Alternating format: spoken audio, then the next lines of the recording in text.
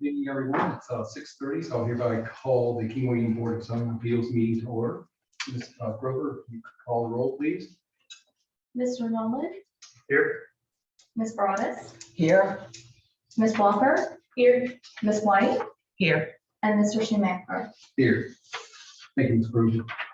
Next, under introductions, I'd like to welcome Amanda Walker from District 5, our newest member to the BZA. So now, District 3, I'm sorry. Thank you. Thank you. So welcome, Ms. Walker. Glad to have you on board. Always looking for support in District 5. I want to welcome Mr. Wagner from the Planning Commission.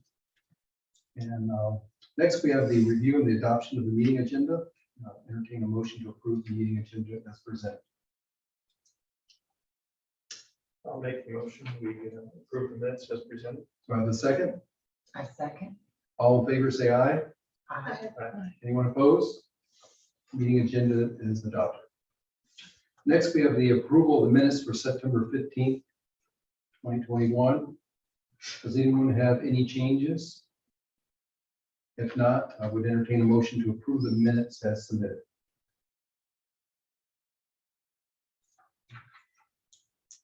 I'll make that motion.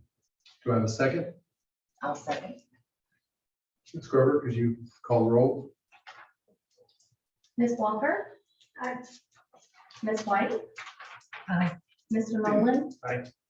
Ms. Broadus, Aye. and Mr. Schumacher. Aye. Thank you.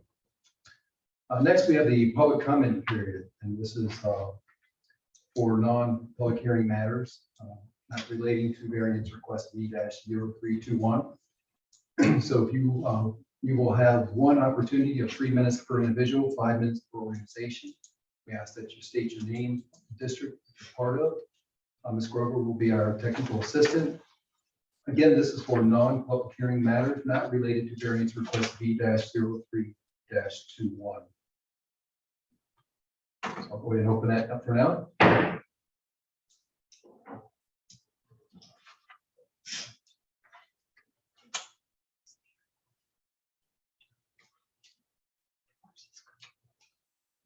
Anybody online?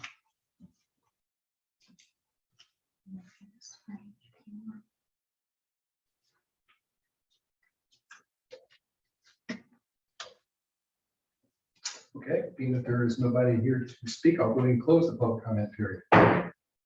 Next on the agenda, we have the public hearing for variance request V-03-21 for Built and Company.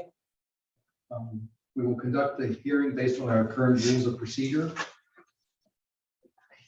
And I believe, Ms. Grover, you were going to start us off when you're ready.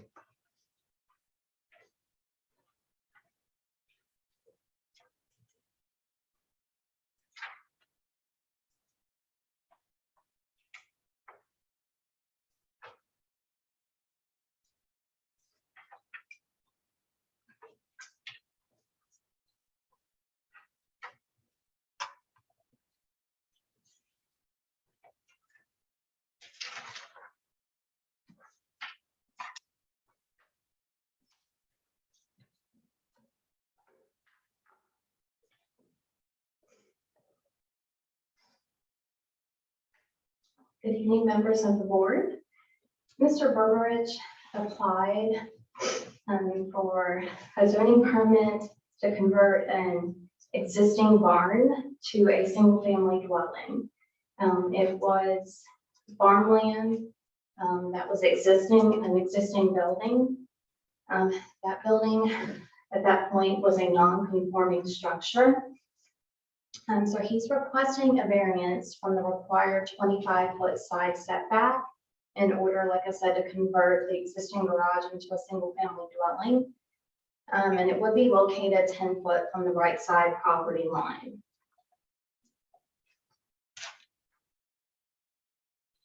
So this is taking a look at the site plan that was submitted. So it shows the portion that was the existing barn and the addition to the barn. And then he actually purchased a 10-foot easement on the adjacent property line where he is locating the septic drain field. So he is going on to the adjacent parcel. So just kind of wanted to show that.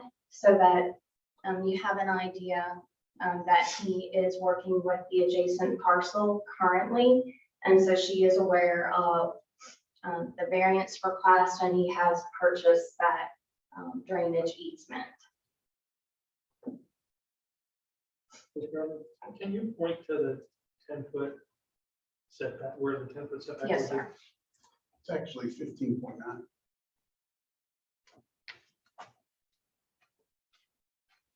So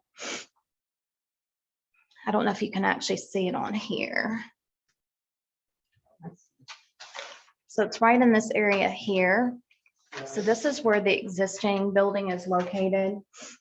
And so because it's a non-conforming structure, it was already, I'm looking at the, Yeah, I asked because, yeah, I have a site plan that he submitted and it says it's 15.9 feet. I just want to clarify whether the building is at 10 feet off or 15. No. it would be, right, it would be 10 feet off the property line. So it's a reduction. Let me take a look at it, 1 second.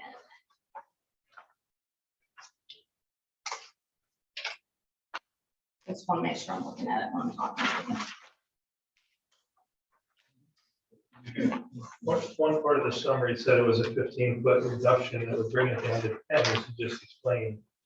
And another part of the summary says that at the time that it was an accessory structure, it met the side yard setback of 15. So I'm just a little confused on whether it's 10 or 15. So it's actually, so on the site plan, it shows it at 15 and the requirement is 25. So Okay. it's 10 feet. It's a And 10-foot reduction, so It's a it'd be 10-foot 15. reduction, I got yes, you. sir. Thank you. So the existing building back when it was built met the requirements, but because this is a non-conforming structure, once you take it and you put on an addition, you have to meet the current requirements. And that's why he's asking for a reduction in the current setbacks. And this was the initial site plan that he had submitted, and we had him go back and show where he was actually adding on to the structure to make it clear as to what was existing and what he was adding on to. And this is just to show the entire parcel that we're working with. And this is his existing parcel and the adjacent parcel that he's working with that property owner for the easement. Can you show that section again where the easement is? It's gonna be Right right, here, okay.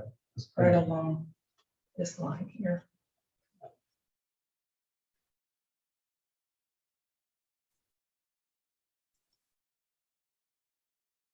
And again, this is his entire parcel. And these are the existing conditions. So this is kind of a conversion. He had went ahead and he did do some renovations to the structure. So this is in its current state right now. The building department did put a stop work order on it until we have moved through this process through the Board of Zoning Appeals. So we've taken and the pictures of where he is. So this kind of shows a couple of different images of what the structure looks like currently.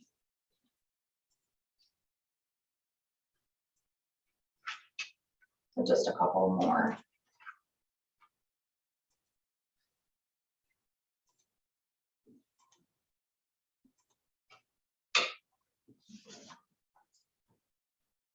So on that first picture, the portion of the building to the right that had a conventional gable roof, that was the existing building. And then the portion to the left with the shed roof, is that the addition? So it's already on. Okay. I believe that's that right there is the addition.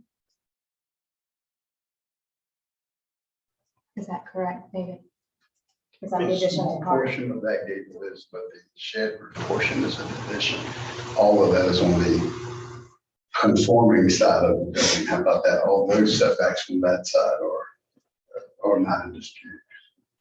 It's the old original building side where the additions were not applied. Sherry, can you go back to the first building picture? Yeah, that one.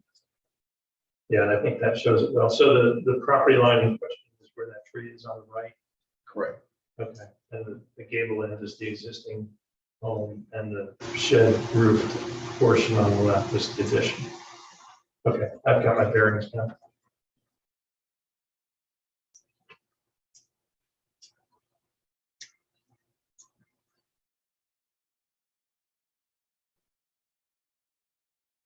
Did you make it out any others?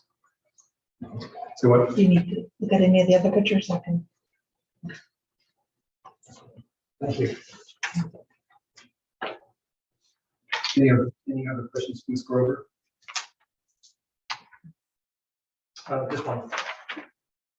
So if this were still an agricultural building, it would be conforming. Yes, It's sir. only a conversion to residence that's making it non-conforming.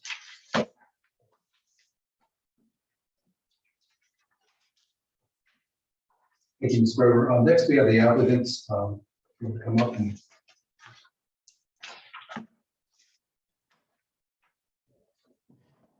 Information on Ms. Walker's name was not on the list that I put off on the computer, so I don't have a little packet for her. I apologize. We can share. Y'all can share. Okay, that'll be great. This is just so you can follow along with them.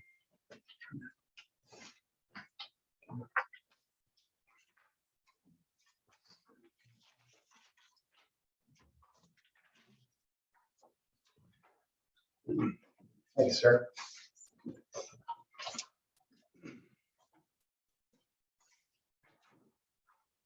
Hey, I'm David Beveridge, owner of Birdville. I want to first open up real quick with a letter from my neighbor who's actually in the audience here with, that provided the easement. My name is Diane Powell. I am a neighbor of David Beveridge, owner of Birdville. I consider David Beveridge a friend as well as a neighbor. We have been living next door since the 1970s, 72 to be exact. David has been there in the past for me in difficult times, and I've been with make a great neighbor. I gave David Berbert an easement for his septic system because I know he has been through some very difficult times with his divorce. His son Colton also helps me in the yard. I would like King William County to approve his variance for his during this difficult time. I would like them to live next door to me. Diane Powell. The building that they showed there, the additions were done 2 years ago in the thought of an agricultural equipment building. So no thought of a residence was even there at the time. After the divorce, this is the timeline here. The additions were added 2 years ago as an agricultural building. Divorce proceedings ended this year. Unfortunately, I had significant financial loss during that time period. I was turned down multiple times for financing on my builder line of credit. So my building has shut down, except for a house, which I have got that much money to do with, but it's a small credit line. As far as funding for a home, no. At that time, at this time, if you see the next thing in your packet past the timeline, says timeline, those are letters of numerous banks turning me down. And I've done business with these banks for years.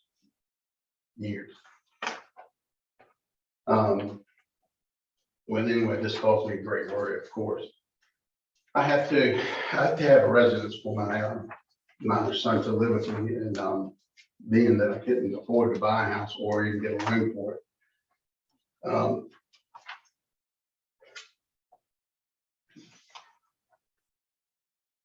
It wasn't going to happen the conventional way. I've owned the property, the existing property, for a good many years on the family farm. This is my grandfather's farm.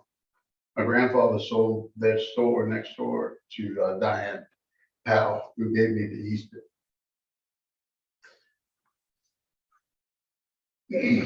I've been building for years, so I have a ton of leftover materials, and it was very affordable for me to go that route for residents, and that's what I decided to do. At the time, since it was an older building, I hired an engineer and he went and certified the building framework. Being that I'm a builder, I know what I'm doing there. So we've got engineered stamps on everything we've done there, and we turn it into the building department. The building department, we're working really fine on that, and then we had this little hitch here, and I was like, oh, honestly didn't even think about it. I thought this was be the most practical and affordable way to go. My son was definitely in agreement with that as well. His grandparents, who were also in the crowd, live next door, and Diane lives on the other side of us, and I thought that would create a great environment for my son. I called it, and I already went over this, I called it an engineer to go over the framework. The divorce itself was a roadblock, and it created financial stress. Next hurdle was the septic, which on my property, which is the next thing past the financial letters or some septic quotes. On my property, it was an Avantech irrigation system, which is extremely costly. And I'm used to these systems and knowing which systems are not. And Diane was great. I was grateful enough for her for the easement, which brought the septic cost down by half. So that was a big deal.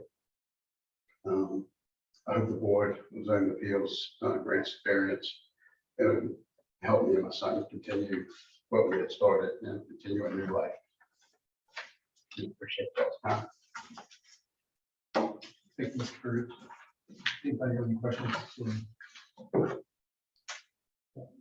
First, I'd like to commend you on your application, your presentation, very complete.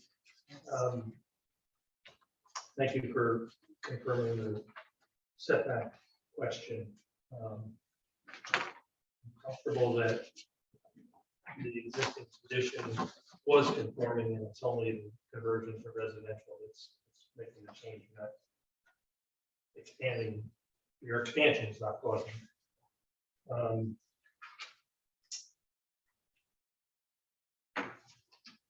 there any other dwellings on the tract of land on the property? On that property, there's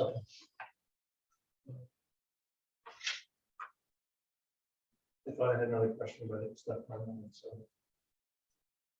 Pass the torch. Anybody else have any questions?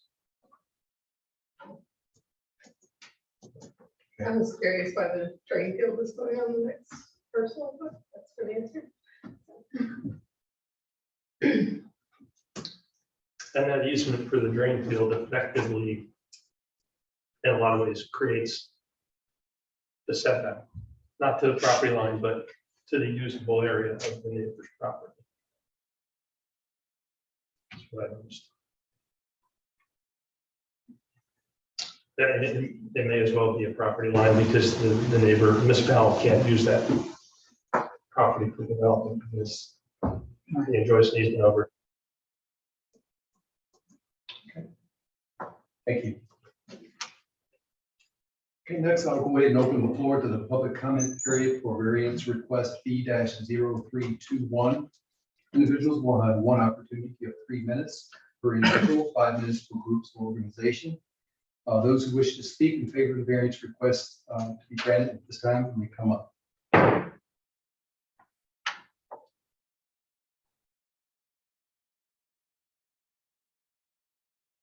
Right, go ahead. No, sir.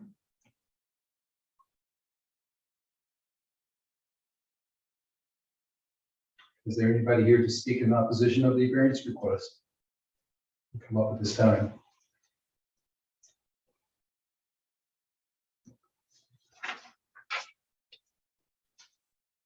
Okay, being that there is nobody wishing to come up at this time, we'll go ahead and close the public comment period. Ms. Grover, did you receive any written contacts or support, not in support or opposition to this since packets went out? We did not, sir, and I failed to mention when I was at the podium that staff does support both applicants' request for variance. Thank you, Ms. Grover. I saw that in the packet. Yeah. Thank you. Okay, so at this time, the applicants get an opportunity to make any closing remarks before we make a decision. If you wish to, you can come up at this time. Okay, very good. Does the board have any further questions for Ms. Grover or the applicant? No, I don't. I don't either. Ms. White? No. Okay, does the board feel like they're sufficiently informed and ready to make a decision? I do. I do. I do. Very well. So without objection, in accordance to Virginia Code 15.2-2309, powers and duties of the boards of zoning appeals, I'll entertain a motion to either approve or deny the variance request. I'll make a motion to approve the request. I have a motion to approve the request. Do I have a second? I'll second that motion. It's properly second. Is there any further discussion? Any further discussion? Ms. Grover, would you take a vote? Ms. White, Yes. Mr. Nolan, Yes. Ms. Broadus, Yes. Ms. Walker, Yes. and Mr. Schumacher. Yes. Variance request B-0321 is approved. Okay. Have a good night. Thank you, sir.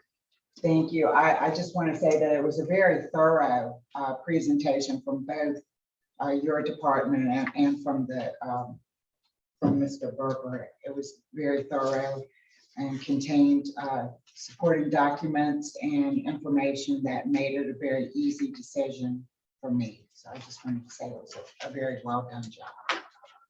I think the conversion to a residential structure, I mean, I love agricultural structures, but I think the conversion to residential is just going to enhance. Yeah, Yeah, I agree. anyways, I So I think it's a win-win for everybody all around.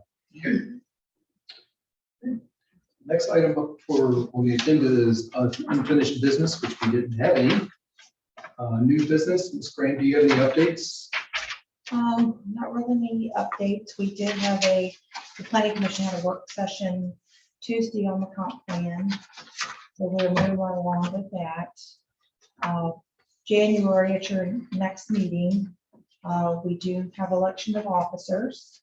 So be thinking about that. That's also the time that we would look at our bylaws and see if we want to make any changes to the bylaws. So when your next packet goes out, we'll make sure that you'll have a current copy of those to take a look at. Is there any upcoming applications? Yes. There have been, and actually Christina's been dealing with the majority of them. With the new ordinance, it does not allow for accessory structures to be in the front yard. And we have had, what, four people within the past 4 or 5 weeks come in. And I think all but one are like 100 plus from the front property line. So some of those people are going to be coming in requesting a variance. And it's something that we're going to ask the planning department to, not planning department, planning commission to take a look at. Maybe the properties that are located in the AC, if they are so far back, to allow them to be constructed in there. So you think this is something that's going to be like an ongoing trend? Well, we've seen quite a few here lately in just the last couple of weeks. And like I said, all but one, and that the one that is not that far back, there's Ches Bay involved, very small lot, and they have nowhere else to place it because of their drain fields and their primary and reserve locations. They already had an exception to build the house within the 100-foot RPA. There was just no more room for an accessory structure to be placed unless they do it in the front. Sure, you mentioned you're considering going before the planning commission, but when do you think that means? We're going to discuss it with the planning commission in January. Not only that, but a few other items that have come up with the new ordinance. Then it'll be up to the planning commission what they want to do, if they want to proceed further. If they do and they vote on it, then we would take it to the board of supervisors. In your view, do you think it's unique or isolated to the AC zone, or is it unique to large lots? Well, most of it is in the AC, and of course, the majority of the county is in the AC. But when you have you have property in AC, most of the time, that's a long way from the front line, most of the time. When you get into R1 or R, the lots are smaller. And they don't have that extra room in there.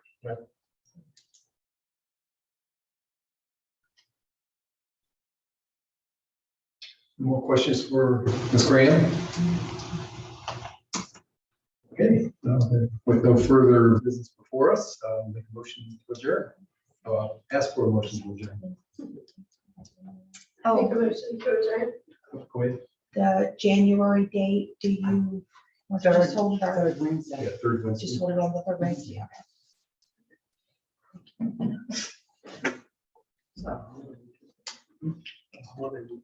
I think so. Okay, motion to adjourn. All in favor, say aye. Aye. Aye. We're adjourned. Thank y'all. Thank you.